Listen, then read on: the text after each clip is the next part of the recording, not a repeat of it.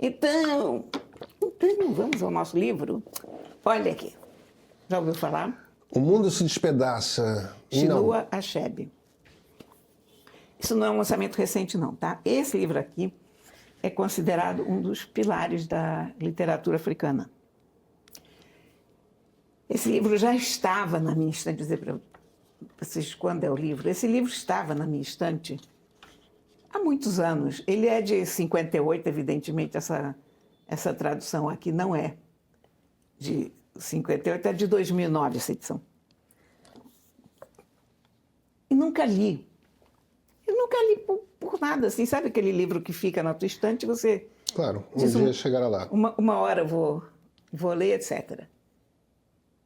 E aí eu estava lá mexendo com os meus livros, nesse longo feriado, e disse, vou ler esse aqui. Esse livro, vamos lá, ele é um livro cercado de polêmica. Porque Chinua Achebe é o principal escritor nigeriano. Ele escreveu em inglês. Então isso já causou uma polêmica, porque ele está escrevendo em inglês. Muito corretamente, ele diz, olha, porque é a melhor língua que ele tinha à mão para escrever, porque o Igbo, que era a língua dele, era uma língua oral. Não tinha uma versão escrita. A versão que se criou foi feita por missionários, que não entendiam nada da língua que estavam ouvindo. Eles perceberam que tinha vários sotaques e várias formas de falar aquela língua, e fizeram uma colcha de retalhos com esses sotaques e tal. Então, não é a mesma coisa. E outra, com o inglês ele chega a todo mundo, e inclusive a todos os nigerianos, mesmo os que falavam outros dialetos e outras línguas. Outra polêmica. Esse título em inglês é Things Fall Apart.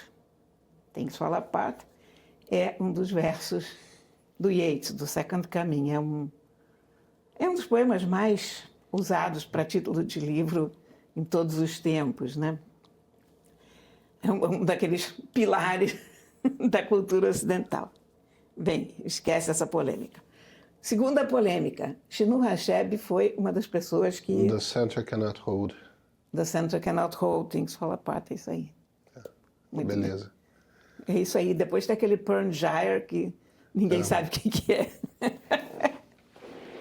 Agora, ele fez um artigo, acho que lá pelos anos 70, contra Coração das Trevas, dizendo que o Coração das Trevas é um livro racista. É passado no Congo, não é? É no Congo, o Coração das Trevas. Mas é o contrário de racista. E isso foi... Não sou eu que estou dizendo isso, não. São vários escritores negros que foram defender o Conrad. Porque quando Conrad escreveu o livro, aquilo era uma tentativa super corajosa e avançada para a época de expor os fatos, enfim. Então eu tinha todas essas reverberações na minha cabeça quando eu peguei o livro. Quer dizer, digamos que eu vim para esse livro com uma visão política quase, sabe? Quer dizer, eu cheguei no livro com um certo parte-pris, com um estado de espírito armado por essas informações que eu tinha paralelas ao livro. Eu não tinha lido o livro, mas eu conhecia a polêmica da língua. Depois eu conhecia bem o artigo sobre o Conrad, do qual eu discordei assim meio que de ponta a ponta. O Coração das Trevas é um dos meus livros favoritos, então você já viu que... The horror. Aí você já vê que eu não cheguei assim com muita amizade nesse livro, porém é um clássico. É um daqueles livros que eu fiquei me penitenciando como é que eu não li isso aqui há mais tempo. E que essa história é uma história numa África pré-colonial. Não exatamente pré-colonial, porque nessa aldeia, onde tudo acontece, já existem facas, já existem armas, quer dizer, você vê que a colonização já chegou ali por perto, mas o homem branco ainda não chegou diretamente lá. Então, aqui você tem uma sociedade tradicional africana. Nem vou dizer africana, vou dizer Igbo, porque há tantas sociedades diferentes no continente que é injusto você dizer tradicional africano, né? É sensacional, porque são os hábitos, a forma de convivência, a visão do mundo, a cosmogonia, as relações interpessoais, as relações entre homens e mulheres.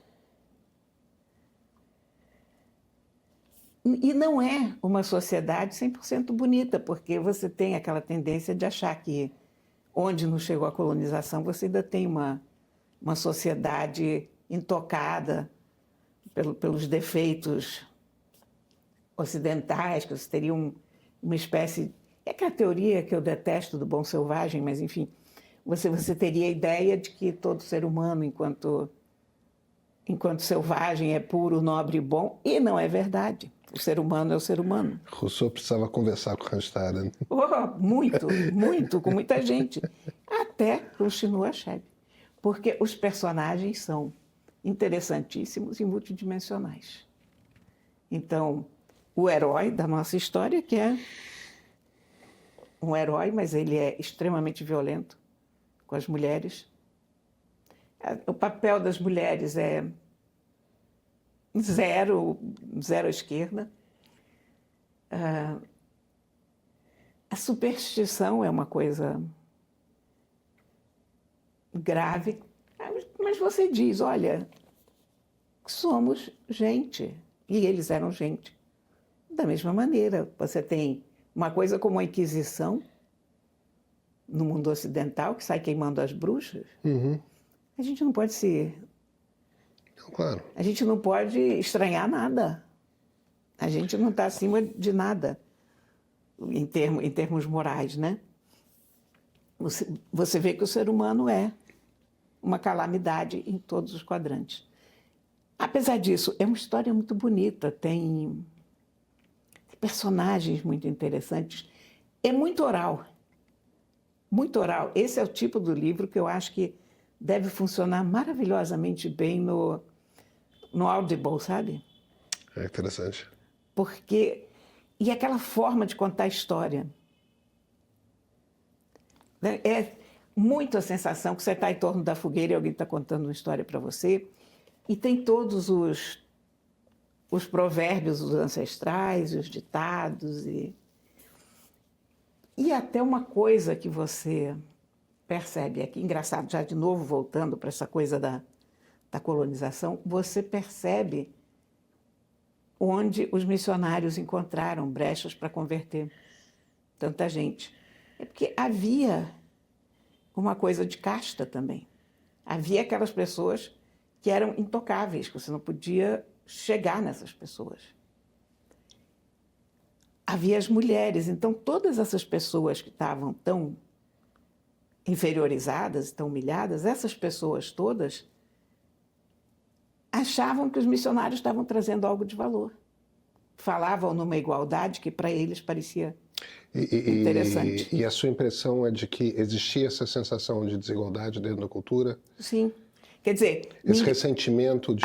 Havia um ressentimento que ninguém falava, porque é como as castas na Índia.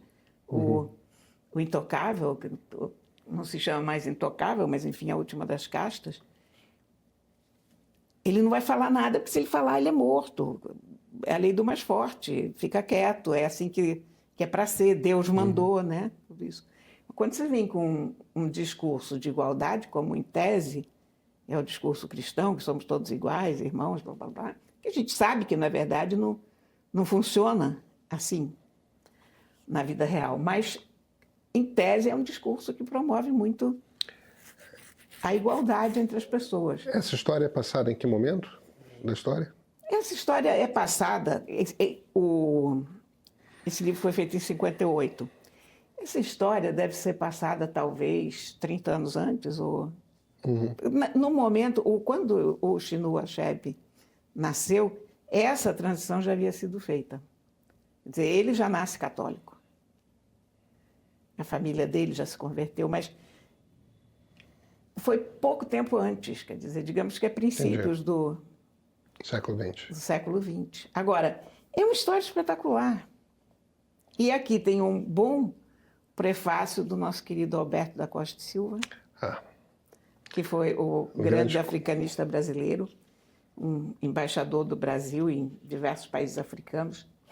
É muito boa introdução, é claro. Agora, isso aqui é um romance espetacular.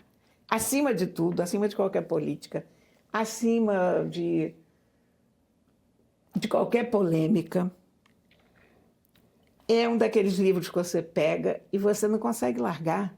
E você fica encantado com o livro. E olha, é um dos finais mais espetaculares também que eu já vi. Que bacana, que bacana. Quando esse final dele é tão bom. Evidentemente, eu não vou falar o que é o final. Mas você diz assim, caraca, que mundo complicado, que... Bom. Mas é lindo, é muito bonito. E a gente quer saber mais coisas dele, mais coisas desse mundo que ele conta. Eu mandei ver todos os outros livros, é claro. Maravilha.